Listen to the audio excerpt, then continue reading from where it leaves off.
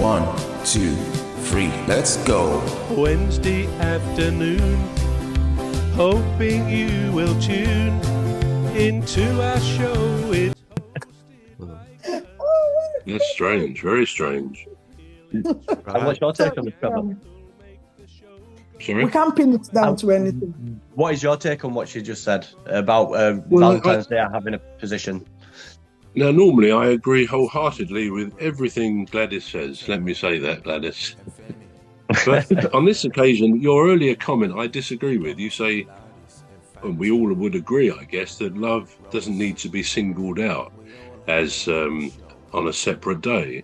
Well, that's where I disagree, because you could say exactly the same about one of America's days, Thanksgiving, at the end of November. Now, it's actually something I think we should have, because it's important for people, no matter what individually they may be going through or as a country. I think it's important to always remember there are good things to be grateful for.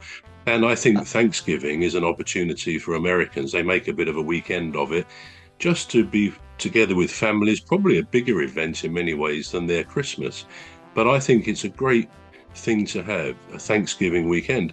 Now, you could say, well, yeah, really, we should all appreciate everything on the positive every day of our lives. And that's true. And I think there should be room for appreciation of the good things, the little things, really, that we just take for granted.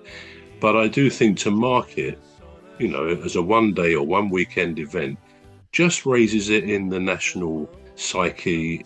We're thinking about the good things. So, yeah, to bring back to Valentine's Day, I think the same sort of thing applies. There's enough things in life that we all get pretty peed off about and are there to worry us, quite understandably. So I think, let's face it, in the news very often we're reading from wars to individuals sort of fighting each other and terrible stories in the news.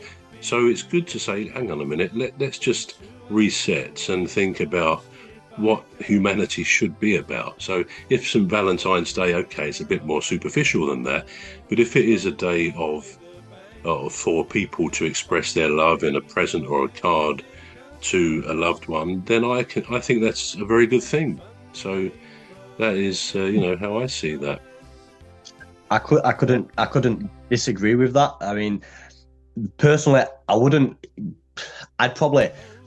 so my earlier comment, I'd probably say that I would half believe that now, because I take fully on board what you said. I quite ignorantly completely dismissed that, and that you stand an absolute valid point, because we are human beings, and unfortunately we become very forgetful, and there's a lot of things in life that we should remember to love and remember to thank. So I really appreciate that. That's probably the most humbling comment I've heard all week. Yeah, well, excellent. I think Gladys got her hands up there. I see. I love what you said, Trevor. I do, but this is what I had in mind. I think I need to explain myself again. I would love a celebration, one, that is a surprise indeed. Valentine's Day is not one. I personally, because of my religious my religious ideologies, I don't want to celebrate anything that someone has added any religious connotation to that is wrong. So yes. if you The leader of our gang will make the show go with a bang and fund the aim of everything Custis. And fund the aim of everything Custis.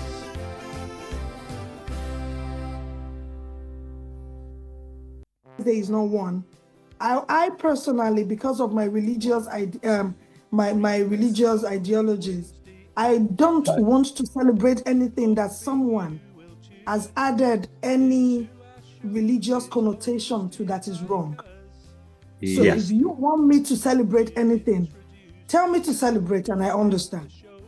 But please don't come tell me that one religious person said this, it is grounded in this religious truth or half truth or perceived truth. No, if I do a research and I cannot be convinced that the religious connotations to what you've said is true, then I will not celebrate it. Because spirituality means a lot to me. I love love. Yeah. Love, yes. We I should get that. celebrate it more, but just don't add any religious thing to it that is wrong, because in the case of Saint Valentine, the religious connotations to it is just, I don't know how much of truth it is. I haven't found Yeah. any truth. I think But for otherwise, myself, Trevor, we need to find a holiday for ourselves on this group. Alien To make Spaceship our Day. own holiday. Trevor's love day, where Trevor gets to take me out for dinner. No, Chinese Trevor. And that will be something. Yeah. I think Nice one, Gladys. when I start to believe in something, it has to have a source, a foundational kind of source to it. Right. So such things like Christmas, Easter, in fact, none of the national holidays I celebrate. Even as somebody who isn't religious, I do not celebrate Christmas. My birthday just went last week, and I stayed at home job hunting. So I don't celebrate those personally. Birthdays is a bit different, because I think when you look into them, so the notion of what they are supposed to be now is a lot different to how they was performed or derived initially. So Christmas now, we see it as boxing gifts, being one with friends and family, and being loving, and it's a whole spirit of giving. It's supposed to be about Jesus' birthday. We know that's not true. But then, like myself, and as Emmy knows, I like to go right into the source of everything. Christmas, for example, was an extremely Saturnalian religion that resulted in sacrifice and murder. But stuff like St. Patrick's Day, the story of St. Patrick was that he went to Ireland and he rid the whole of Ireland of snakes. Now, when you look deeper into the story, what he meant by he rid the island of snakes is he rid the island of non-Christians. Be that as it may, how he did that is something that I'm not entirely sure of, but that's the idea behind it. So St. Patrick became a saint because he rid Ireland of all the non-Christians. So when I read the story of St. Valentine, it states that basically he was Valentine of Rome. There were many Valentines, by the way. There weren't just the one Valentine. But Valentine of Rome was imprisoned for ministry to Christians. He was persecuted by the Roman Empire. But if you look at the 8th century, in the Galatian Sacramentary, that's when they first started feasting, but it weren't until the 14th and 15th century when Valentine's Day actually became synonymous with love and romance. So with these things in mind, there's a whole 700 years that went by that people didn't use Valentine's Day as being synonymous with love and romance. So to me personally, I wouldn't surmise that Valentine's Day were initially about the festivities of love and romance. So that's one reason why I wouldn't believe or celebrate Valentine's Day, for example. Right. So what do we know about Cupid? The little baby with the arrow. The cherub. Well, yeah, was it a cherub? It's a naked little baby with a little bit of an arrow, and it shoots. What do we know about that? Yeah, where did that come from anyway?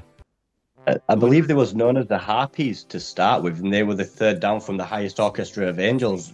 But that's some ancient knowledge that I'm not going to throw out there because I'm not too sure if that's correct. Yeah. But they were a choir of angels with a Cupid. There was, I think they were known as the Harpies, but maybe Trev might know more than that. But yeah, it's definitely a Christian thing. It comes from a Christian faith. Right. Over to you, bro. Do we know anything about these Cupids? To go back a bit on what Dan said, there is this base with St. Valentine. Now, as he said, I think in the Catholic roster of saints, there are 12 St. Valentines. And arguably, because there are different accounts of the one who was the original one, I think, as Gladys said, he's generally thought to be a priest or a bishop in the Roman Empire time. Absolutely. Born in the 3rd century AD or CD, whatever we call it.